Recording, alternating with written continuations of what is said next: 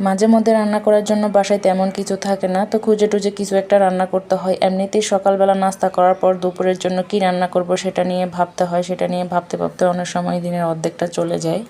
এটা একটা নিত্যদিনের রুটিন হয়ে গেছে সবার। আসসালামু আলাইকুম সবাইকে।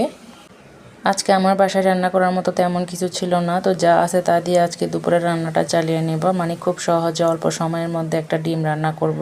তো প্রথমে 2টা টমেটো আর একটা পেঁয়াজ একটা রসুন কুটতে দিয়ে দিলাম।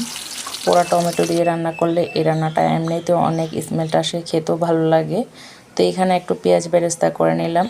পোড়া টমেটোগুলো আমি পেস্ট করে নিয়েছি। এখন এগুলো এখানে দিয়ে দিব গরম তেলের মধ্যে। ভালো করে নেড়ে চেড়ে একটু কষিয়ে নেব। কষানোর পর একটু পেঁয়াজ, মরিচ, লবণ আর একটু মশলা দিয়ে দিব। মশলাগুলো কষানোর পরই একটু ভালো করে পানি দিয়ে দিব। মানে আমি ব্লেন্ডারের কোটাটা ধুয়ে পানি দিয়ে দিলাম। পানি তেমন একটা বেশি দেওয়া লাগে না। মশলাগুলো কষানো হয়ে গেলে সিদ্ধ করে রাখা ডিমগুলো দিয়ে দিব। আজকে ডিমও তেমন ছিল না, যা কয়েকটা আছে তা দিয়ে দিলাম। এগুলা দিয়ে আজকে দুপুরের খাবারটা সেরে নেব। সাথে কয়েকটা কোয়েল পাখির ডিমও দিলাম, বাচ্চারা এগুলো খেতে পছন্দ করে। রান্নাটা প্রায় শেষ। আমি উপর থেকে একটু বেরেস্তা একটু ধনেপাতা কুচি দিয়ে দিলাম। এটা খেতে এতই ভালো লাগে একদম বলার বাইরে। যেহেতু টমেটোটা পুড়ে দিয়েছে, একটু পোড়া পোড়া স্মেলটা আসে। আজকে আমার দুপুরে এটাই ছিল আয়োজন।